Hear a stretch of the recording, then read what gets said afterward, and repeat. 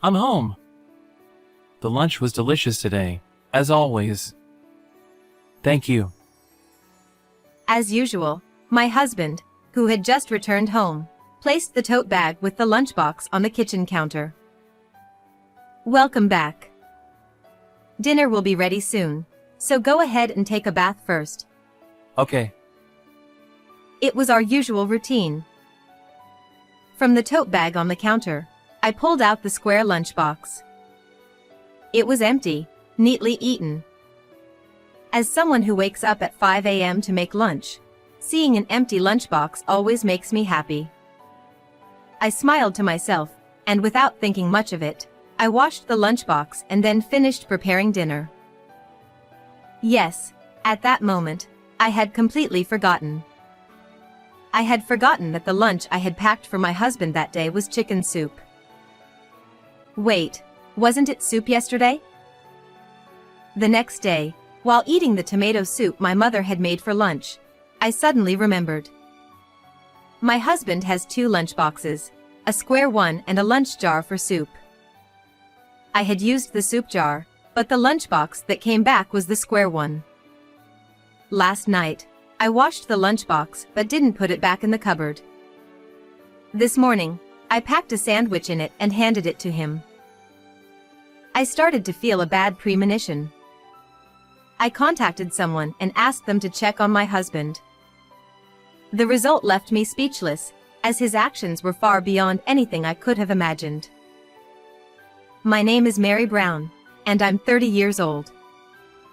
I used to work at a bank, but after getting married, I started working as an office clerk at my father's company. I met my husband Simon, who is 3 years older than me, through a mutual friend couple, and we got married 2 years ago. Simon, who was looking for a partner at the time, was invited to join us at a gathering organized by our friends. My first impression of him was that he was a tall, handsome man who looked great in a suit. I work in sales at Jones Company, near the station. Oh, the Jones Company? That's the company everyone in town admires. Is your job tough? Well, it's definitely busy, but honestly, it's more challenging because the company is family-run. Oh, I see, I said, smiling wryly, understanding the situation. My own father runs a company where my mother and younger brother also work, so I could relate to what he was saying. The president and his wife are at the top, and the managing director is the president's brother. Recently, their son joined the company in sales. So, it's not easy to complain about things within the company. Jones Company is a company that deals in wholesale food and alcoholic beverages, with about 30 employees. It's relatively well-known locally, with a reputation for paying well, especially for a small-town business. Many people wanted to work there, but because the employees rarely left, it was difficult to get hired. In that sense, it was a well-regarded company. So, what do you do for work, Mary? Before I could answer, our friend jumped in enthusiastically. Mary works at the bank closest to Simon's company. You two might have already met somewhere. Simon looked at me in surprise. Our friend might have been trying to create the impression of a fated encounter. But unfortunately, I worked at a less-known bank in the area, and although Jones' company wasn't too far away, it was still a 10-minute drive. Well, how about we grab dinner sometime after work? I could use someone to listen to my complaints. Sure. I'd be happy to. And that's how my relationship with my husband began. As a salesperson, Simon was not only good at his job but also very considerate. He always took me to great restaurants and gave me thoughtful gifts on special occasions. My friends were envious. When we got married, I left my job at the bank and started working at my father's company, which was struggling with a shortage of staff. My mother, who had been handling all the office work, had also been unwell. Mary, I'm sorry. You had to quit the bank because of me. Don't worry about it. My salary isn't that different from what I made at the bank, and I can go home on time. Plus, I get to enjoy delicious lunches here, so it's all good. Indeed, working at my father's company had many benefits. I didn't have to worry about what to wear because there was a uniform, and I didn't need to do much makeup. The job also allowed for flexibility, so I could manage things at home efficiently. Right now, I'm doing everything I can to save money and avoid unnecessary expenses. This is because our household is dealing with a certain issue. We started our newlywed life in an old 2-story apartment. We didn't want to spend too much money on a place where we wouldn't be home during the day since we both worked. We also wanted to save as much money as possible before having children. One of the issues in our marriage is that my in-laws don't think very highly of me. My parents are country folks, so they're jealous because they think your family is wealthy. They probably misunderstood us not having a wedding as us looking down on them. And wasn't it your responsibility to explain that properly? If you had, maybe things wouldn't have turned out this way. Simon was silent. We didn't have a wedding ceremony. We explained to Simon's parents that we wanted to save money for our life together after marriage, but they were against it, believing that money should be spent on celebrations. So instead, we had a small family gathering with relatives from both sides. I thought this would satisfy Simon's parents, but They've convinced themselves that you didn't want to establish a real family connection with them. But I'm sure they'll change once we have children. yeah, I guess we can only hope for that. When I first visited Simon's family or when our families met, they never said anything directly unpleasant to me. Sure, they seemed disappointed when we said we weren't having a wedding ceremony, but that was all. However, hearing what Simon's parents said behind my back made me feel like their true feelings were being revealed when I wasn't around. They apparently said things like, "What a stingy family, not spending money on celebrations," or "She's so stuck up and unpleasant," criticizing me and my parents. Until we have kids, you don't need to deal with my family. They've said they don't want to see you, anyway. He insisted that he would handle things and didn't allow me to contact or visit his parents. Hey, why don't we go and greet them this New Year's Day? I really want to clear up any misunderstandings and get along with them. Let's wait until we have kids. They've said not to come, and I don't want you to start the new year feeling bad. Since Simon's parents lived in the neighboring city, I never accidentally ran into them after we got married. Some of my friends said, "That must be so easy for you," but I couldn't help feeling sad that I couldn't get along with my in-laws. And there was another issue in our household that caused me even more headaches. In some ways, this problem might be even more troublesome. Mary, I need to ask you something.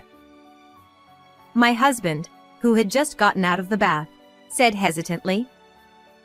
"Oh no, not again." "What is it? Don't tell me you've already run out of your allowance? You've used up $800 halfway through the month?" While everyone envied me for having a handsome husband, he had a significant flaw. Yeah, sorry. Tomorrow, I'm going out for drinks with the sales team, but I'm running low on cash. Please, just $100. Simon was terrible at managing money. He always prioritized the moment's vibe over everything else.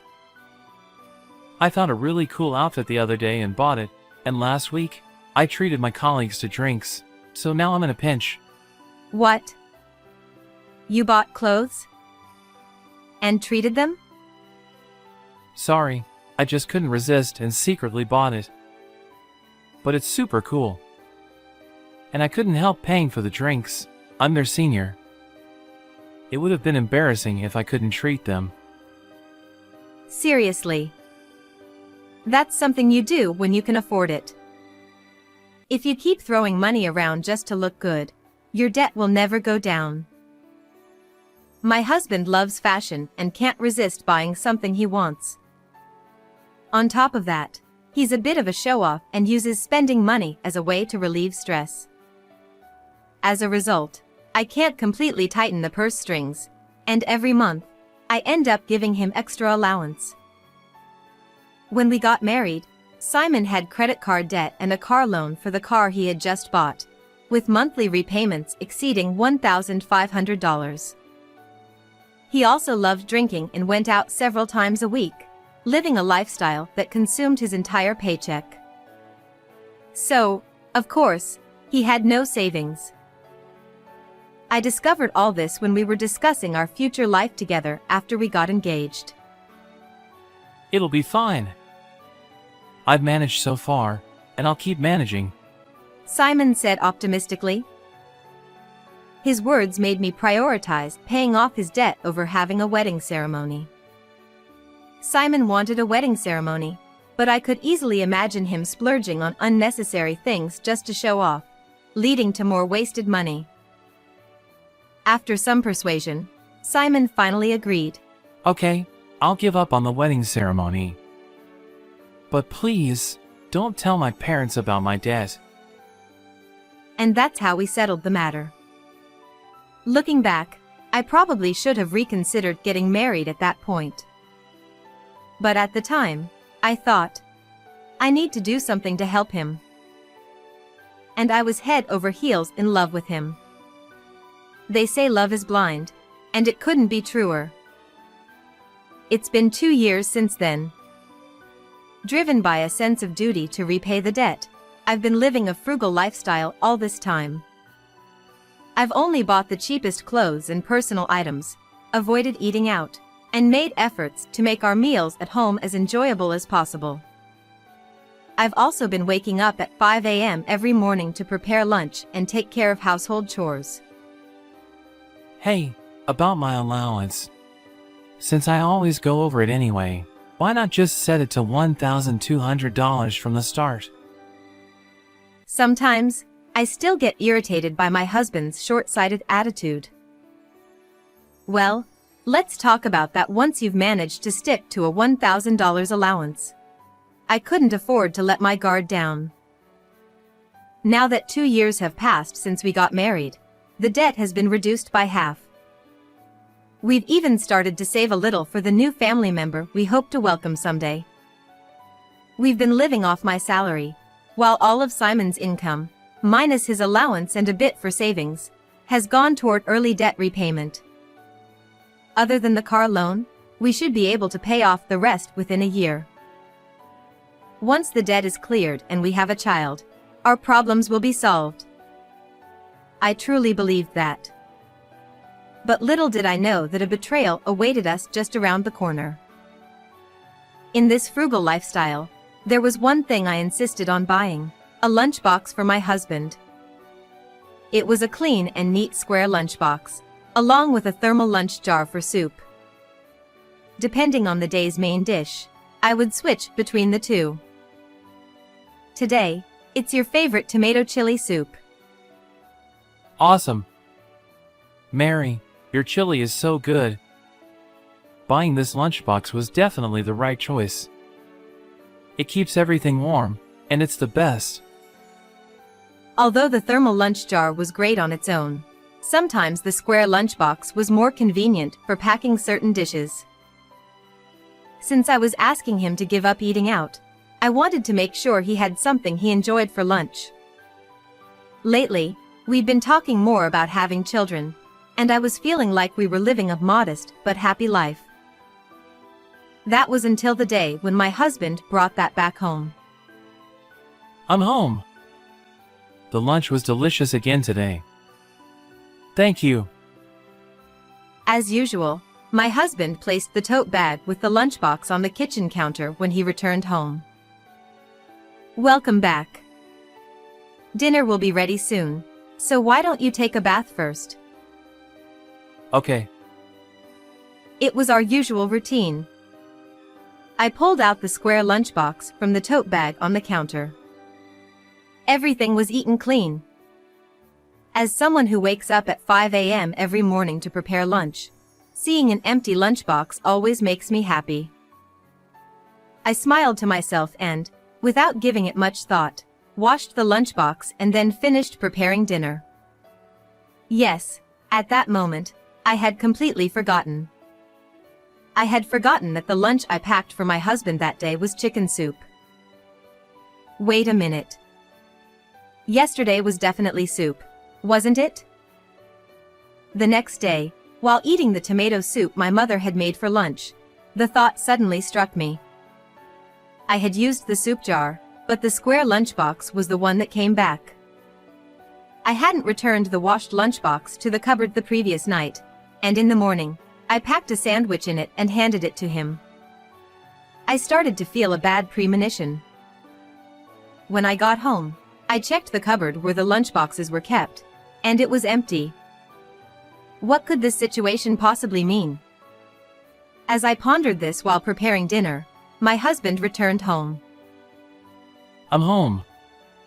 Thanks for the lunch again today. Is the bath ready? Oh. Sorry, I got distracted and forgot to clean it. Just give me a moment. I had been so preoccupied with how to ask him about the lunchbox that I completely forgot about the bath. When I quickly finished cleaning and returned, I found my husband drinking tea while watching TV. Inside the tote bag my husband had placed on the counter was the square lunchbox. Feeling a sense of unease, I quietly opened the cupboard without my husband noticing. And there it was. The soup jar had been returned. Something's off. There's definitely something going on. While my husband was in the bath, I decided to call someone for help. I also decided to do some investigating on my own. That night, I waited for my husband to fall asleep and decided to take a look at his phone. He kept a notebook with his passwords and IDs in the drawer of his desk. The fact that he hadn't changed the hiding spot made me wonder if he had nothing to hide, or if he was seriously underestimating me. When I opened his phone and checked his social media, I saw that he was frequently in contact with someone named S. As I read through the messages, I felt a wave of anger heat up my body. Thanks for the lunch again today. Your lunches are really delicious. It feels like we're newlyweds.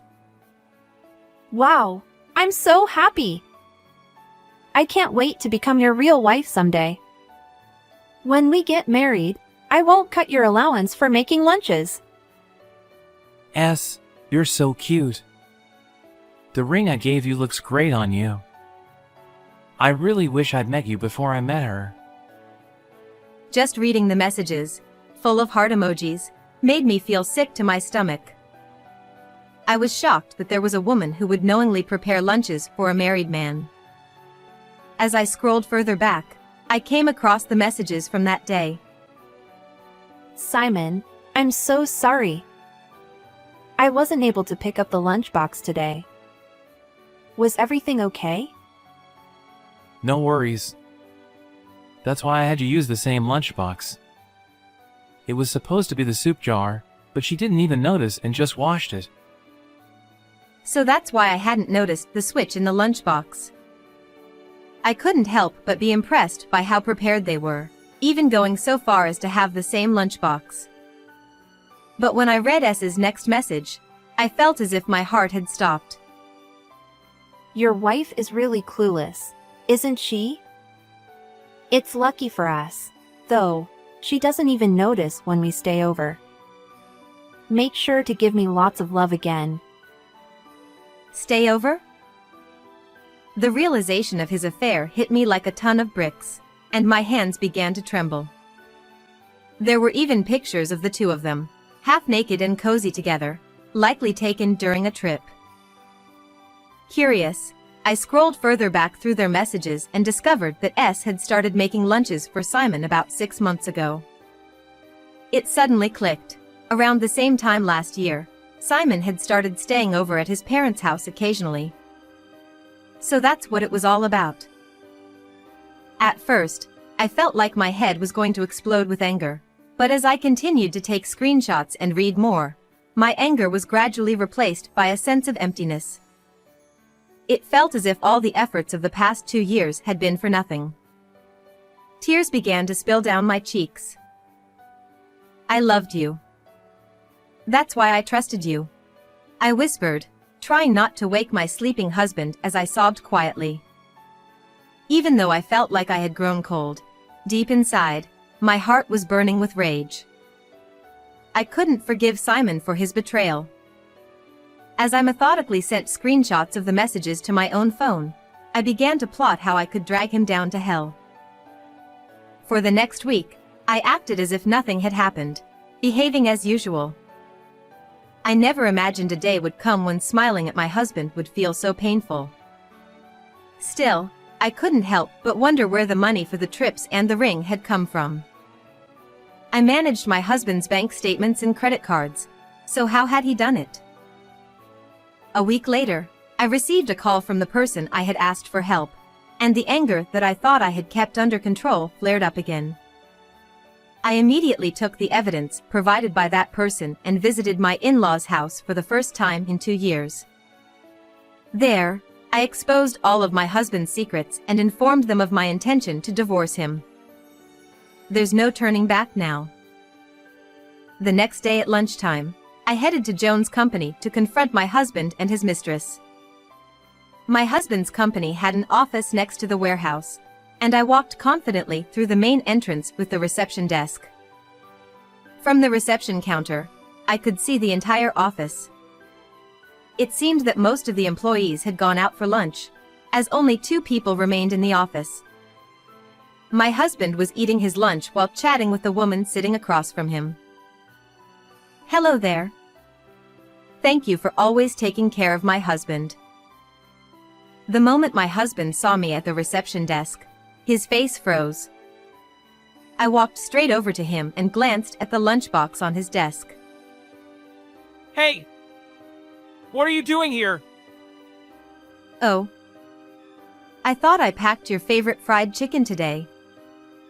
But the contents seem different, even though the lunchbox is the same. "What's going on?" My husband hastily put the lid back on the lunchbox. The woman across from him stood up, her face tense, and shouted, Who are you? You can't just come in here uninvited. Please leave. I peered into the woman's lunchbox. The contents matched my husband's. "Are you Susan, right? Thank you so much for always making lunch for my husband." What? How do you know her name? "I know everything. I know about your affair with her and how you've been throwing away the lunches I made for you." Simon's eyes widened, and despite it not being hot, sweat began to trickle down his forehead. Susan, clearly upset that I knew about the affair, started yelling, He told me that your lunches were so bad he couldn't eat them, so I made them for him instead. And it's cruel that you've cut his allowance so he can't eat out. "Really? He always says my lunches are delicious and finishes every bite. I've been getting up early to make them so he could use his allowance for fun, but I guess I've been doing him a disservice." No, that's not. It's true. He said you're a spoiled brat who's terrible at housework, a lousy cook, and you cut his allowance so you can spend more on yourself. He's so miserable. You should just divorce him. It was my first time meeting Susan, and I was a bit surprised. Honestly, I had expected her to be younger. But she didn't seem to be much younger than me. "Oh, I see. You said you wanted to become his wife soon, right? Are you in a hurry to get married? Just so you know, if you marry him, you'll be stuck in debt and won't be able to have kids. Plus his family strangely dislikes me." Wait, debt? Hey! You should go home. You're causing a scene at the office. We can talk about this at home, okay? My husband, drenched in sweat, desperately tried to push me out the door. Just then, a middle-aged woman peeked out from behind a partitioned area in the back.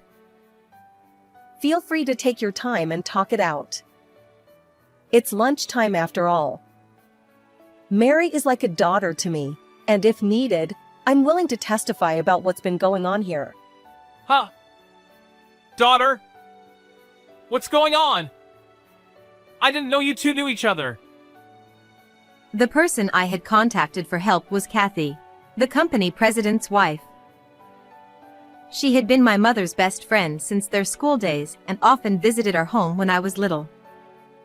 When Simon and I started dating, I never got around to telling him about my connection with Kathy. Kathy had been discreetly observing the behavior of Simon and Susan at the office and had been keeping an eye on where the lunches I made were ending up. You've been throwing away the lunches I made in the office's break room trash every day.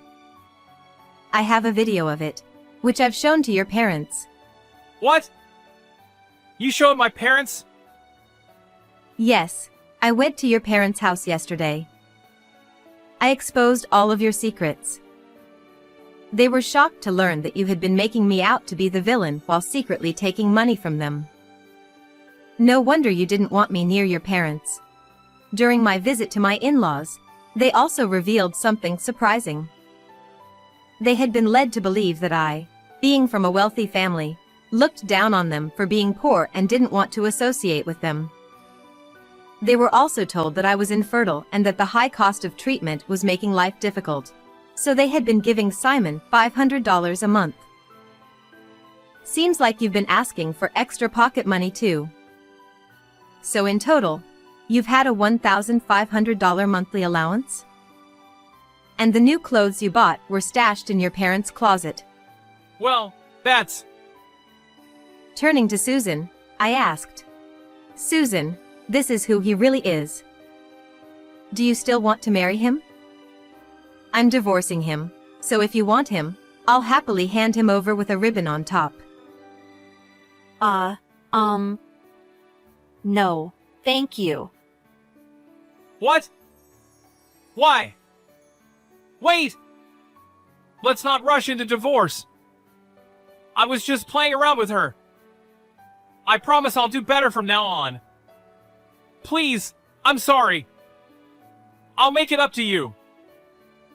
Simon, now pale as a sheet, grabbed my shoulders and pleaded with me, bowing his head close to my face. It was painful, annoying, and infuriating.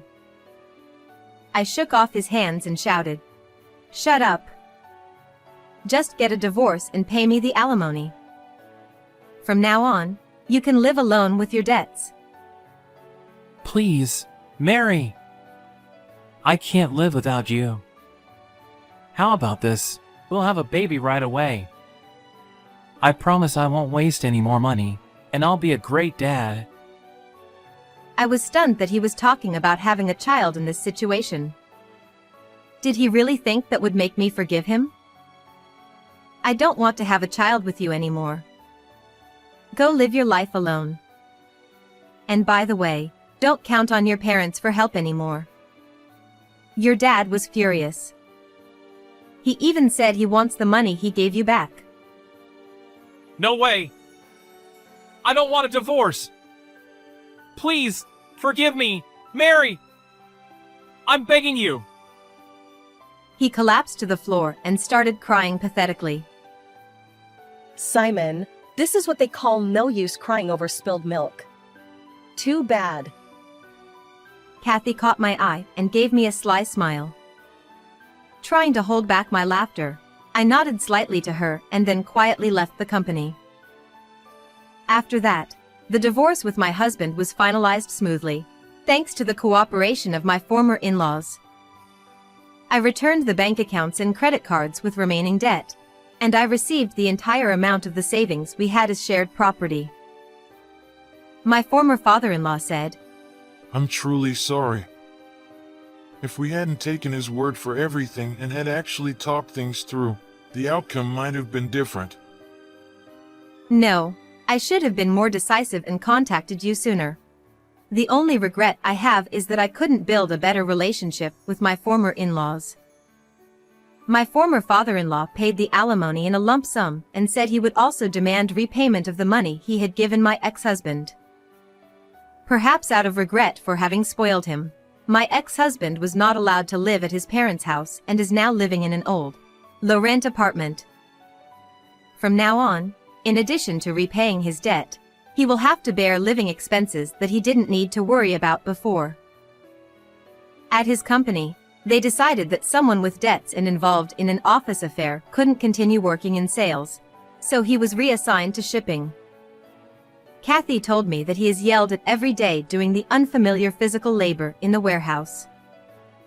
Although his salary has decreased, it's still not bad compared to other places, so he likely can't afford to quit the job due to his debts. I've heard that he no longer resembles the handsome man he once was and now looks more like a shabby old man. I wonder how much spending money my ex-husband has these days. As for his mistress, Susan, she apparently felt uncomfortable after Kathy found out about the affair, so she voluntarily resigned the next day and hasn't returned to work since. I also demanded alimony from Susan, which she promptly paid in a lump sum. I even received an apology letter from her through Kathy. In the letter, Susan wrote, After learning Simon's true nature, I'm scared that he might cling to me after the divorce. So I'm moving away. No doubt about it. I moved back to my parents' house and have been saving money while using the frugality skills I've learned to manage the household. My ex-husband has reached out a few times asking to reconcile, but I've completely ignored him. After Kathy warned him, he finally quieted down. Since he can't afford to quit his job, it seems to have been the most effective approach. With the alimony I received from both of them, I'm planning a resort trip soon, inviting Kathy and my mother. My life is still ahead of me. I'm determined to live positively and move forward. How did you enjoy this story? Don't forget to subscribe to the channel. See you in the next video.